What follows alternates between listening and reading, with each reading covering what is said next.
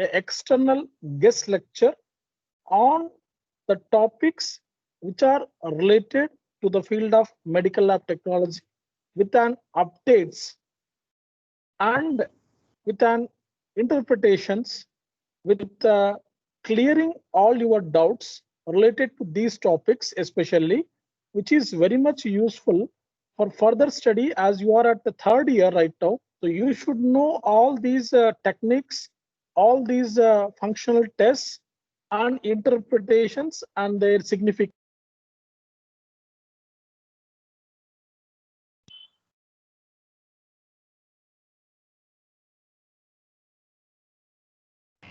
Sir, you are muted. Sir, kindly unmute yourself. Okay, somebody has muted me again. Okay. So this is for the update in the field of medical lab technology. We have planned for 1 week program. So everyone must has to attend these sessions for the continuous education, which is very much useful when you are working at a laboratory field or during your internship also. So please be very clear and get to have some knowledge related to all these topics. Okay, I request everyone, so kindly cooperate with sir and try to gather as much as information possible by sir itself. Okay, so we are very much thankful for Praveen sir, who has accepted our request and helping us, our students and us, in providing and sharing his knowledge with us. I am very much thankful for you, sir, for accepting our invitation and for this program, for organizing us. Thank you, sir. Thank you very much. Please continue with our session. So thank you.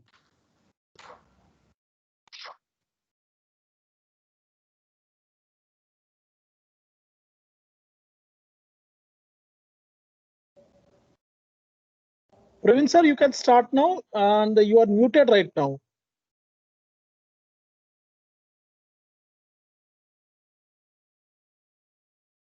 Praveen sir, you have been muted. Please unmute yourself and start the session, sir.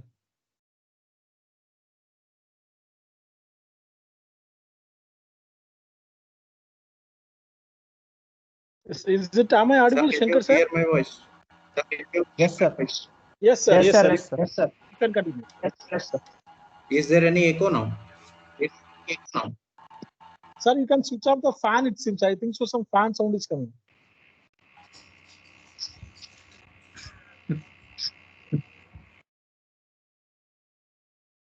Right now?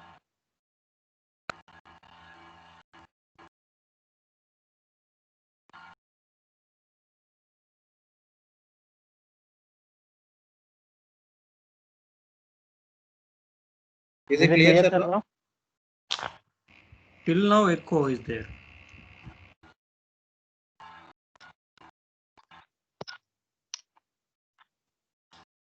Sir, you can continue. You can start, sir.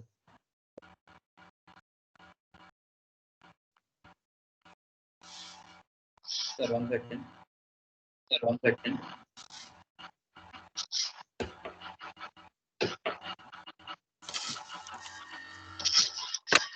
Okay. Good afternoon, everyone. Today, our topic is nephrometry.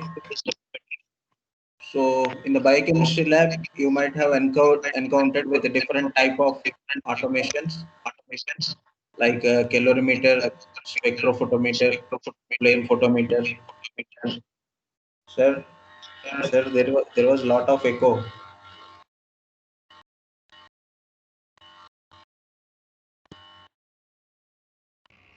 Continue, sir. Continue. Sir, I am not able to hear. I am getting my voice triple times. Sir, now, I think in your there lab is no issue. Yashwant sir. Audible and you can continue, sir. No issue. Yes, sir. You can continue, sir. Yes, sir. We can Sir, hear you. please switch on the mic of Yashwant sir. And please put Yes, sir, the Praveen's mic off. I will mute Praveen guest as a. I will mute Praveen and I will turn on the. Yes, sir. Now I muted, sir. Yes, sir. I muted, sir.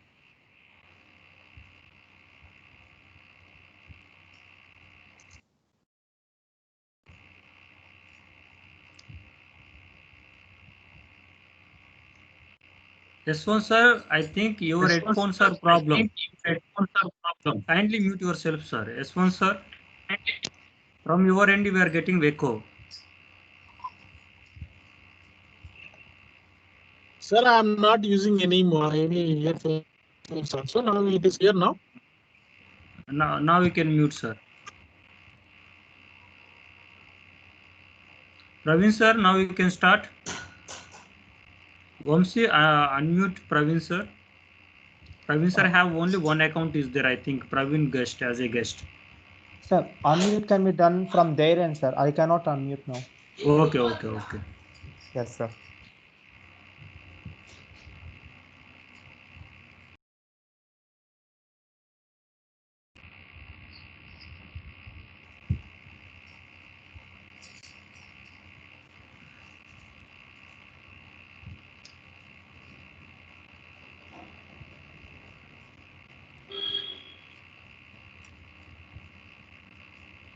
Praveen sir, please unmute yourself, sir.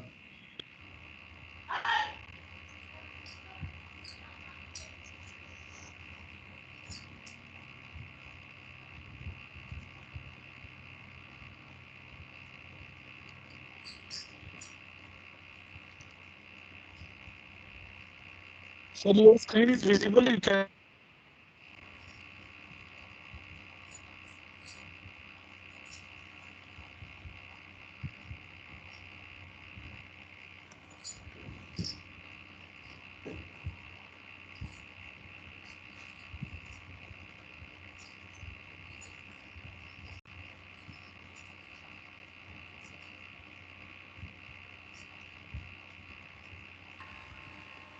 Sir, can you hear me? Yes, sir. Continue. Sir, I am telling that I want to talk from S1 sir ID. I cannot continue from my ID. Okay.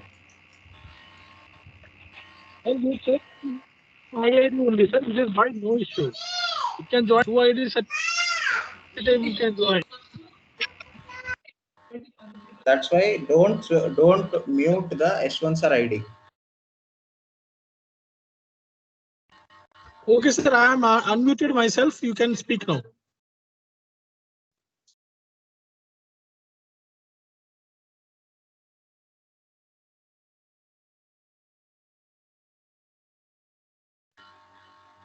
Okay, it's okay, sir. Leave it. I will You can continue. start, sir. Your voice is very clear now. You can. Okay. So today's topic is nephrometry.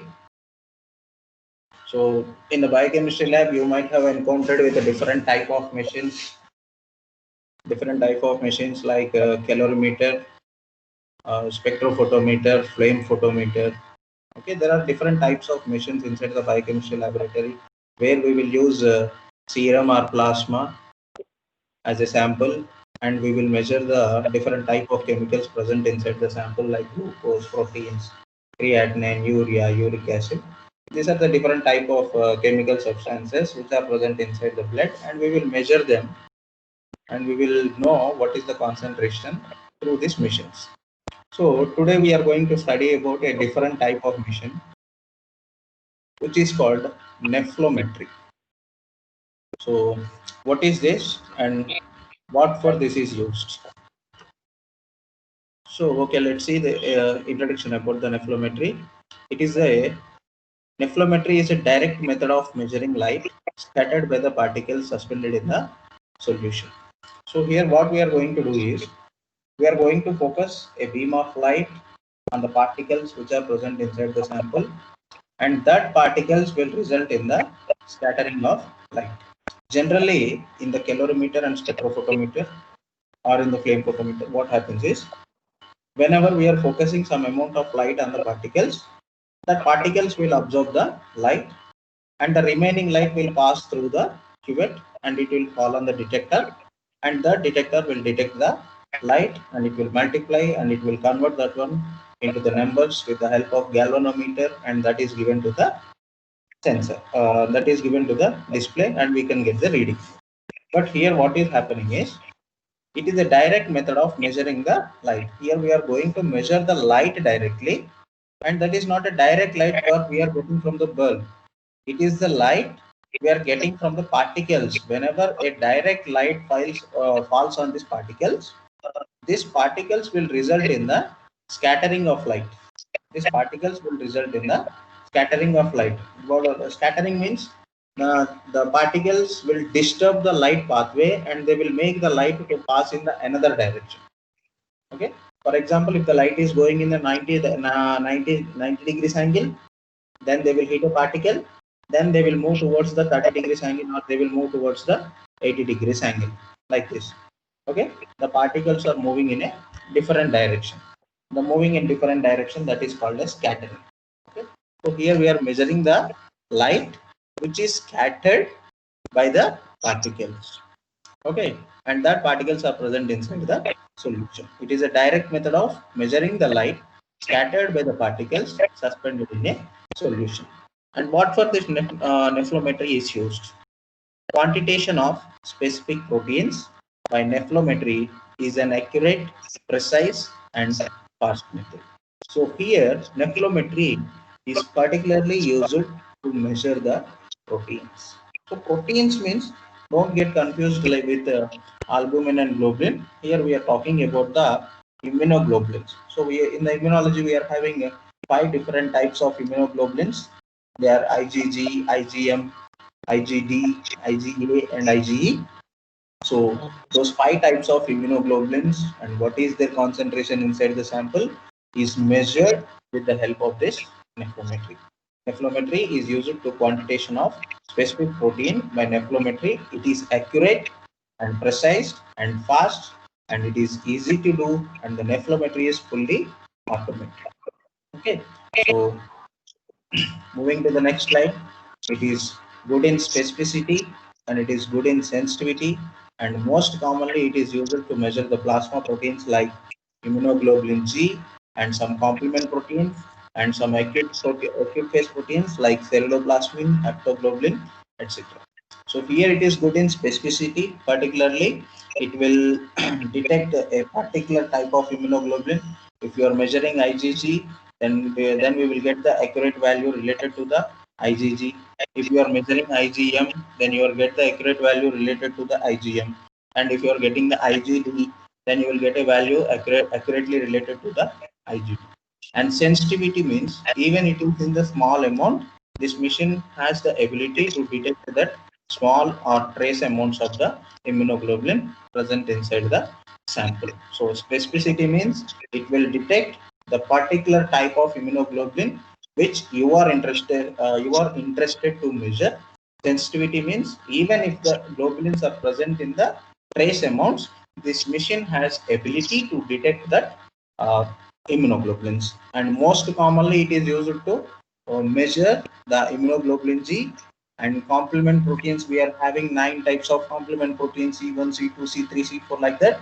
So each and every complement protein we can measure it, and some acute phase proteins are there. Whenever there is an inflammation, we can see this acute phase proteins inside our blood, and those proteins are ceruloplasmin, haptoglobulin, etc. Different types of proteins are there. All these globulins and complement proteins and acute phase proteins are measured with the help of this nephelometry at good specificity and good sensitivity.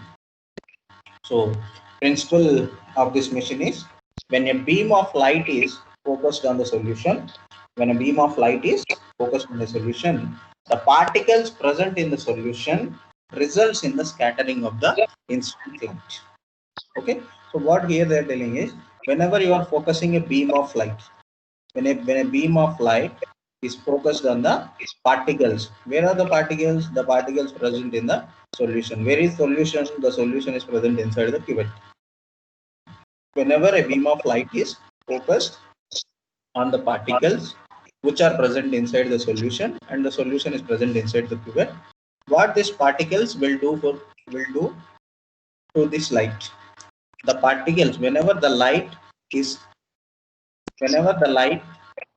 hitting these particles, this particle will result in the scattering. So these particles will not allow this light to travel in a straight way. They will scatter. They will make the light to pass in different directions. Okay, that scattered light is not visible. We cannot see the scattered light, but it is detected by the detectors. So that's why they have written here, scattered light is not visible to the naked eye. It is not visible. Sensitive detector arranged at an angles will detect the scattered light and measures them directly.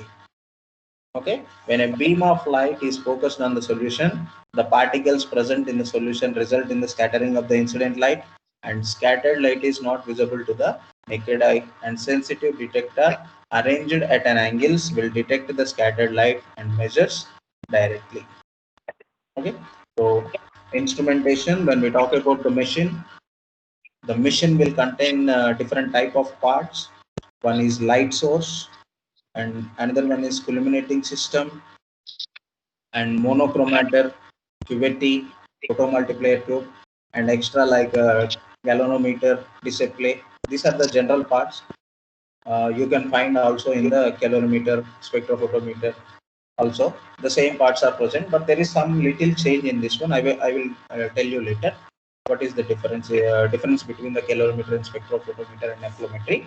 So these are the different types of parts. Light source means what is the type of light we are going to use in this machine, and collimating system will make that light to pass in a direction, and monochromator will help us to select that light within the range of our nanometers, and cuvette will contain the sample, and photomultiplier tubes will detect the light and they will convert that light into electrical signals, and that electrical signals are converted to the numbers in galvanometer, and that is the transferred to the display.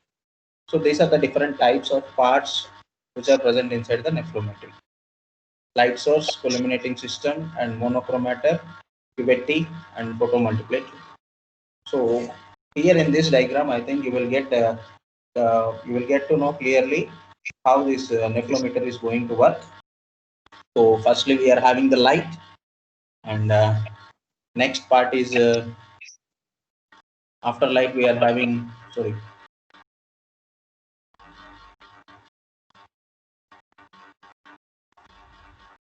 after light we are having a illuminating system, and next we are having slit, and after that we are having monochromator, and later we are having cuvette with a sample,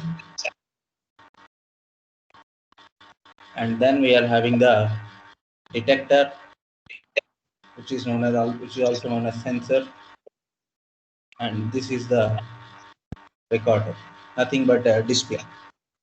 So what happens is, first the light source will give us light, and the illuminating system will make that light to pass in one direction. The light source will make the light rays will come out from the source of light in different directions, but the illuminating system will make that light to pass in a single direction in this way, like this. But what this slit will do is, it will select a narrow beam of light. It will select a narrow beam of light. There are different light rays, but it is allowing only a narrow beam of light to pass through it. Here the slit is obstructing. It is stopping this light ray, and it is also stopping this light rays, but it is allowing only a narrow beam of light rays to pass through the monochromator. What monochromator will do? Monochromator will select a particular wavelength of light to pass through. If you want to measure the sample at 520 nanometers, if you want to measure the sample at 600 nanometers, or if you want to measure the sample at 700 nanometers, based on your desire or based on your interest and based on your need, you can adjust this monochromator, and that particular wavelength of light is passed through this monochromator. See here, from the light we are getting many light rays, but this illuminating system is making that light to pass in a single direction. When all the light rays are passing in this direction, the slit will select only narrow beam of light. The narrow beam of light is passed through the slit and it will fall on the monochromator. And from the monochromator, a single light, single wavelength of light. That depends on your test, or that depends on your sample or the substance what you want to measure, whether it is a 520 or 600 or 720. The monochromator will allow that particular wavelength of light, and it will make that light to fall on the cuvette. Cuvette will contain the sample. Then if there is no sample present inside the cuvette, then the light will fall on the sensor. If there is no sample present inside the cuvette, if there is no sample present inside the cuvette, then the light will fall on the sensor. And if there is any sample, present inside the cuvette, then the light rays will fall on the sample, and that light rays will get scattered. Normally, if particles are not present inside the sample, the light rays are passing in a straight direction. But when sample is present, but when particles are present, see, when some substances are present inside the sample, the light rays will hit that substances or particles present inside the sample, and they will move in a different direction. And this here we will have one sensor, like here we are having the sensor. In the same way, here also we will have a sensor, and that sensor will detect this light rays, and that signal will be given to the recorder, and we will get the reading. And that signal will be recorded, and that signal will be given in the form of reading. So in this way, the nephelometer is working in the will be working. So we are having a light source. The light source will give the light rays, and that light rays are made to move in a single direction with the help of the illuminating system. And that's the light rays which are traveling through the single direction are made to move in a parallel way. A narrow beam of light is selected with the help of the slit, and that narrow beam of light will fall on the monochromator. And with the help of monochromator, we will select a single wavelength light rays, and that light rays are passed through the cuvette. If they hit the particles, they will move in a different direction. If they are not hitting the particles, they will move to the sensor, and that sensor will detect that light rays, and they will calculate, and they will transfer to the display, and we will get the reading here. This is the working principle and the procedure how this nephelometry is working inside the laboratory. So here I have kept a slide. There is a slide here. So in this slide, you can see different types of lights. So here it is gamma rays, X-rays, ultraviolet rays, infrared rays, radio waves. Okay. So you can see the different types of colors are present between this ultraviolet rays and infrared rays. And this is called as VIBGR, violet, indigo, blue, green, yellow, orange, red. These are the different types of colors. It is the only visible light we can see with our naked eye. Below this 450 or 400, and below this above this 800, we cannot see the light with our naked eye. That means we cannot see this ultraviolet rays or X-rays or gamma rays, and as well as infrared rays, radar, and radio waves. We cannot see this type of light because it is invisible. Because if the wavelength is high, or if the wavelength is less, if the wavelength is less than 400 or more than 800, we cannot see that light. We can only see the light which is between 400 to 800, and that light is called as visible light, and it will contain these colors: violet, indigo, blue, green, yellow, orange, red. Here indigo is missing, but it is present. It is called as VIBGR. Okay, and light is measured in the form of nanometers. Okay, so these are the different types of light rays which are present inside which are present around us. Okay, so these are the light. With the help of monochromator, you can select. If you select the 450 nanometers in the monochromator, you will get a light rays with a wavelength of 450. If you are keeping a monochromator at 550 or 500 nanometers, then you will get a green light. If you are keeping the monochromator at 550 nanometers, then you will get a yellow light. If you are keeping the monochromator at 600 nanometers, then you will get a orange. If more than 650, then you will get a red light. So based on this nanometers, the color of the light will change inside the nephelometry. So light source, there are different types of light sources. So simple is a tungsten lamp. The bulb looks like this. This is used in the calorimeter. And another one is a mercury lamp. Mercury lamp will be like this, which is used inside the fluorometer. Xenon arc lamp. The image of xenon arc lamp is like this. And high intensity lasers. These are the high intensity laser lights. We are using laser lights inside the nephelometry. Nephelometry will contain this high intensity laser lights. So there are two types of methods in the nephelometry cases. Nephelometry mission will work on two methods. One is endpoint and kinetic or rate nephelometry. So endpoint nephelometry means we will keep the the reaction will be read completely up to the desired time. Endpoint nephelometry. In the immunoprecipitation reaction, the time to reach the plateau light scattering may vary from few minutes to 1 hour depending on the reaction conditions. Completely after the reaction is completed completely, then the reading will be taken. Okay, after 10 minutes of incubation or 15 minutes of incubation, the enzyme or antibody what we are using as a reagent that will react with the antigens, and the reaction, once the reaction is completed, then the reading will be taken. That is called as endpoint nephelometry. After completing the reaction completely, then the reading will be taken. That is called as endpoint nephelometry. Kinetic or rate nephelometry, it depends upon the concentration of antigen or antibody. Okay, if more antigen is present, or if more antibody is present, or if more affinity is present, then the rate of reaction will increase depending on the concentration of antigen or affinity or the titer of antibodies. Okay, here there are two types of methods. One is endpoint and one is kinetic. Endpoint is we are giving certain time and we will measure that, we will take the reading after the reaction is completed completely. And here in the kinetic, we will measure how fastly it is doing the reaction. Depending upon its speed, we will measure the concentration of antigen or affinity or the concentration of antibodies. So kinetics of fluid phase precipitation, to understand it here there is a graph.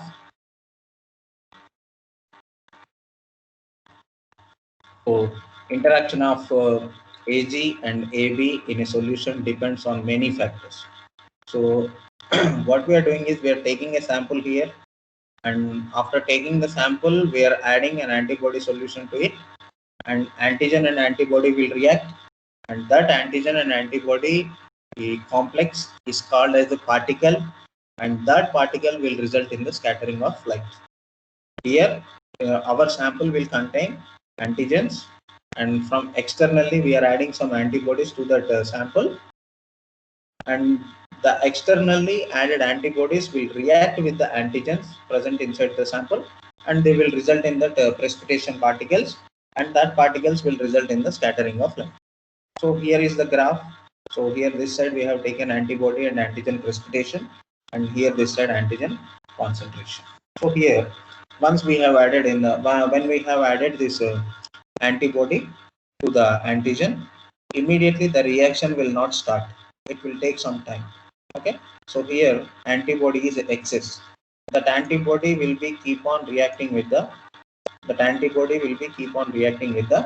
antigen, and after certain time the level of antibody and antigen will be equal, and as the time is increasing, the antibody concentration will decrease and antigen concentration will increase. In this way, here we are taking antibody and antigen precipitation we are measuring. So this is indicating that firstly we are taking two different types of things. One is patient sample which will contain the antigen, and another one is standard sample that will contain the antibodies. When we are mixing the antibodies with the antigen, we are checking what is the precipitation, antigen and antibody. Once antibody reacts with the antigen, it will result in the precipitation, and that precipitation we are measuring. When we add antibody to the antigen, immediately the precipitation will not increase. Okay, the graph will not increase immediately because the reaction will be going continuously.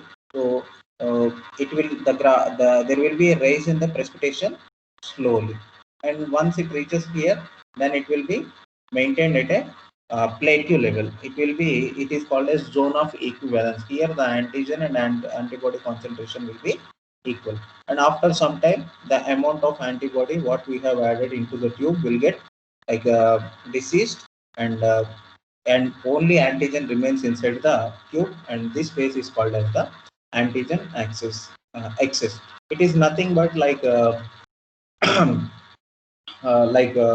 microbiology we are having a growth curve. Okay, how microorganism can be grown inside the laboratory. This graph is like this. Immediately after adding the antibody, the precipitation is not formed. Slowly, based on the time, when we are giving the time for the sample to form the reaction, as a result, the antibody will be continuously reacting with the antigen, and as a result, the amount of precipitation is forming. Precipitation forming will also increase. First, two antigens will result in the precipitation, then 4 antigens will result in the precipitation, then 5, then 10, then 20, then 100. Okay, and that 100 will continue for some time. After that, to form the precipitation, the amount of antibody will be decreasing. As a result, only antigen will remain at this zone. Here antigen is less, and here antigen is less, antibody is more. Here antigen is excess and antibody is less. So here the rate of precipitation will be increasing, and here it is maintained at a plateau level, that means standard level, and here it is decreasing. Why it is decreasing? Because all the antibodies what we have added are have resulted in the formation of precipitation. So this is the fluid phase of precipitation. The light is scattered more either in the AB excess or AG excess zone, and this nephelometry is often used to quantitate the antigen concentration in the presence of excess AB, so that the amount of lattice aggregates and the light scattering are proportional to the antigen concentration. Antigen and antibody concentration is greatly enhanced by the presence of some non-ionic or hydrophobic polymers. Polyethylene glycol is used in the nephelometry assays to speed up the reaction rate. So this is the special type of chemical we are using inside the nephelometry, or when we are performing a sample, or when we are running the sample with the help of nephelometry, we are using the polyethylene glycol. In the presence of polyethylene glycol, the antigen and antibody will react in a fast manner, so that we can get the reading fastly. And this made the nephelometry popular with a greater sensitivity, wider detection range, and faster result. And applications, we are using this nephelometry to assess the IgG concentration and also different type of immunoglobulins, but mostly we are using for the IgG and complement proteins from C1 to C9, and some acute phase proteins and many other serum proteins. And kinetic laser nephelometry is used for specific serum proteins like clotting factors, prothrombin, antiprothrombin, and many abnormal proteins. We are using this nephelometry. And disadvantages is it is the high cost of optical clear, because we are using some laser light and we have to maintain this mission properly. And potent anti-sera of uniform specifications. As I told you that whenever we are checking the antigen concentration inside the patient, then definitely we need an antibody to react with that antigen. See, for example, if you are checking the hepatitis B antigen, then definitely you need a standard sample of HBs-AB antibodies. If you are checking antigen B, then you need antibody B inside the lab. Or when you are checking some type of bacterial proteins, then you need antibodies for that bacterial. So anti-sera for that uniform specifications is very costly, and for some particular diseases and for some particular viruses or bacteria, we don't get that antibodies. So this is the disadvantage. And lipids and HB are the interfering substances. Whenever you are measuring this precipitation, sometimes the lipids and the hemoglobin if there is any breakage of the RBC, the hemoglobin is released into the serum or plasma, then these lipids and Hb will also result in the scattering of light. So this is the disadvantage of the nephrometry. And thank you. So this is about nephrometry. If you have any doubt, you can ask me now so that we can discuss your doubts.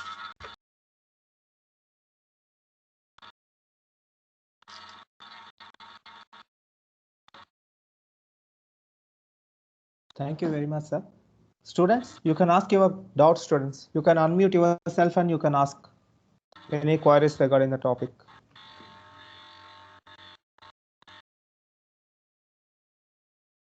Even if you are not understanding, I can repeat the topic.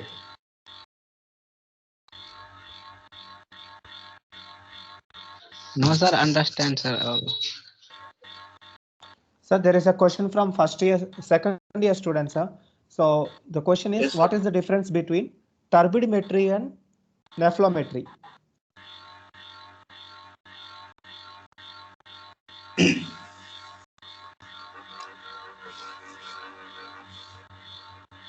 Difference between turbidimetry and nephrometry, sir.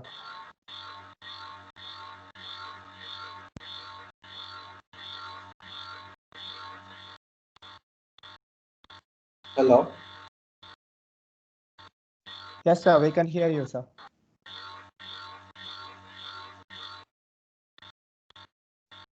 Hello. Yes, sir, we can hear your voice, sir. Sir, can you hear me? Yes, sir. Yes, sir. We can hear you, sir. Nephrometry, here we are. One second. Nephrometry, we are using the laser light, and we are measuring the direct light, scattered direct light. Whereas in the turbidometry, we are measuring a particular wavelength of light passing through the filter. Okay, intensity of transmitted light due to scattering effects of the particles suspended. Almostly similar, both turbidometry and nephrometry. But now turbidometry, we are in turbidometry, the particles, more amount of particles will result inside the in scattering the light. But here we are measuring only proteins, antigen and antibody precipitation, and that precipitation will result in the scattering of light.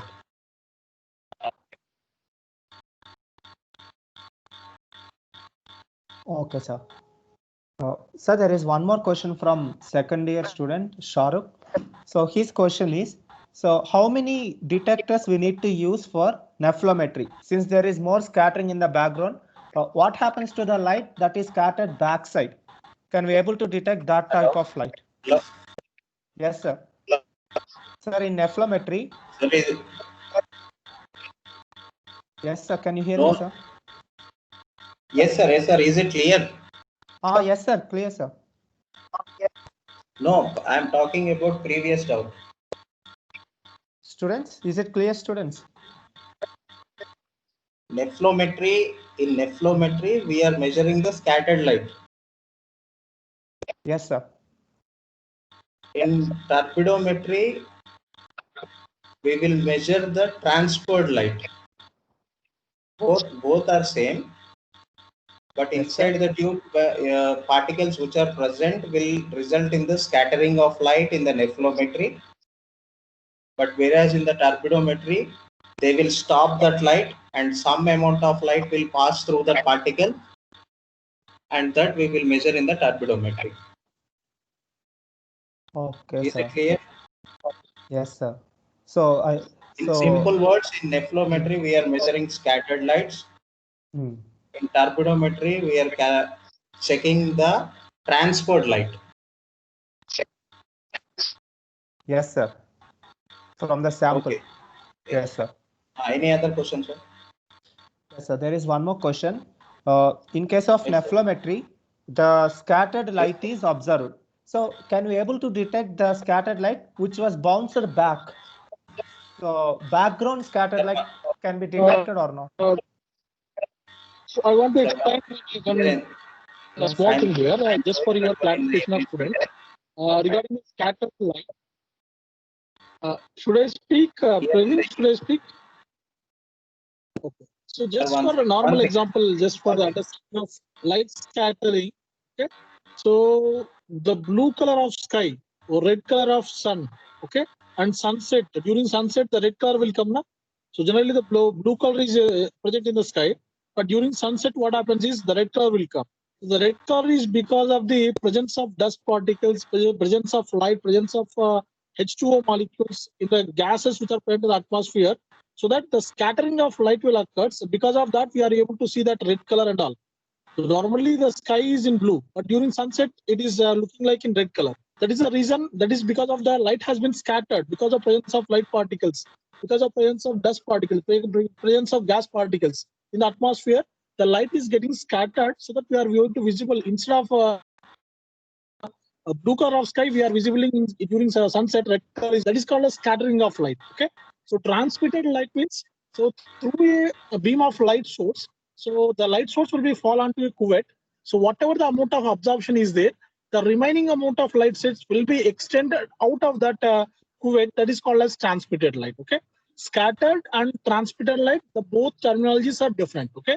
So turbidimetry, so we are going to measure the light which is transmitted.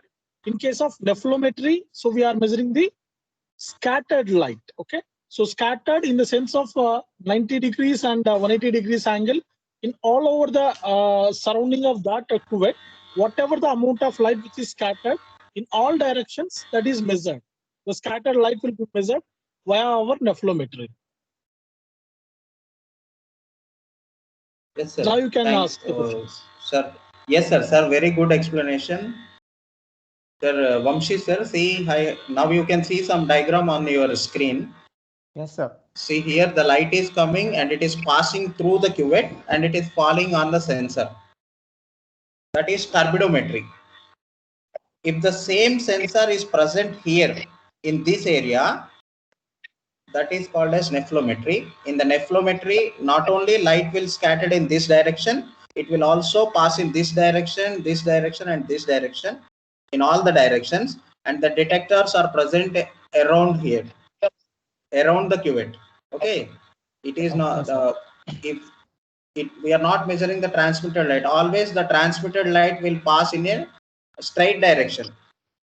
But in the nephelometry, there is no sensor present in the straight direction. It is present in the 90 degrees and 180 degrees angle.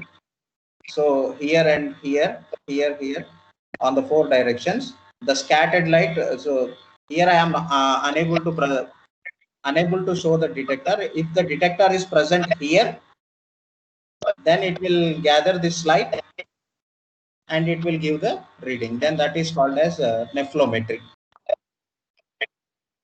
Okay, one second. So this is turbidometry.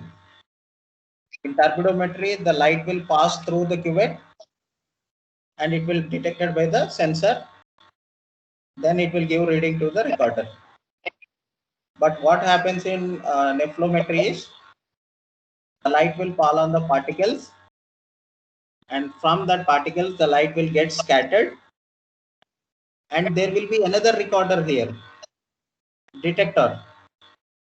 That detector will detect the light and it will give to the recorder. So through this diagram, I think now I can believe that you get a clear understanding between the turbidometry and nephelometry. And as well as your second doubt is, will there be any detectors to detect this scattered light? Yes. Yes, Yes, sir. absolutely. There will be some detectors present around this cuvette, because the principle of the nephelometry is to measure the scattered light. So definitely the detector is present here. Two, second one is here, third one is here, fourth one is here. Then they will gather the scattered light, they will measure it, and they will give it to the recorder. I think now it is clear, sir. Yes, sir. Very clear, sir. So I think Okay, Shahrukh thank get you. Any other? yes. Any more doubts, students?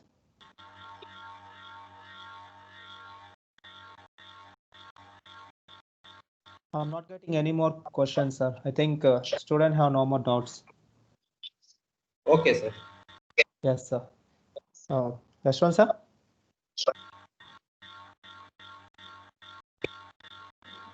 Of thanks and conversation. Yes, sir.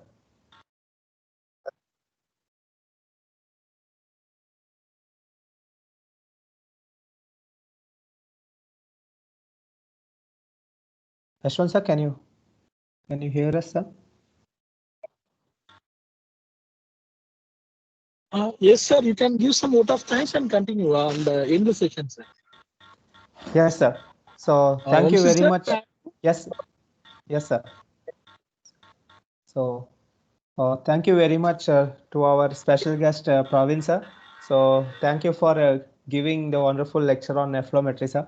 So it's been a privilege to have you with us, sir. So we are expecting more from you in the next coming days. So thank you very much, sir. And I would like to thank our HOD, sir, Mr. P. Yashwant Kumar, and I would like to thank the fellow faculty members, our Srinivas sir and Shankar sir, for conducting this webinar. So thank you very much. And also I'm thanking to all the students of second year and final year students. So by this, I'm going to end this session. Thank you very much, students. Thank you very much, sir. Thank you very much, sir. Yes, sir. So tomorrow, so there is one more program like this again. So the new topic will be discussed. So all what you need to do is, before coming to the session, you have to get prepared and come back with all your. This is my request from my side. You have to prepare and come back for the session. Then it will be an interactive session. It is not like we are giving our explanation, something like that. It should be like more interactive session from your. So I am expecting more and more doubts from your end. Then only this session will be fruitful. Whatever we are trying to give you the best, right? So I expect tomorrow the topic will be decided and that will be given to you by Vamsi sir by evening. Okay, and so prepare for that and come back tomorrow. Okay, so it should not be like today's session. So there should be some more interaction. So sir will speak less and you will speak more. That is my intensity of this lecture webinars, so that you will get a clear idea about all the topics, whatever we are discussing. So for future aspects, whenever you are going to the laboratory, it is very much important. So come up with your whatever. If it is a silly question also, don't worry. Even if it is a silly question, please try to ask. Right? So that's what. So thank you very much. So everyone, so tomorrow please come up with all your questions. Thank you, Praveen sir, and thank you for all the faculties and my students. Thank you. Thank you, sir.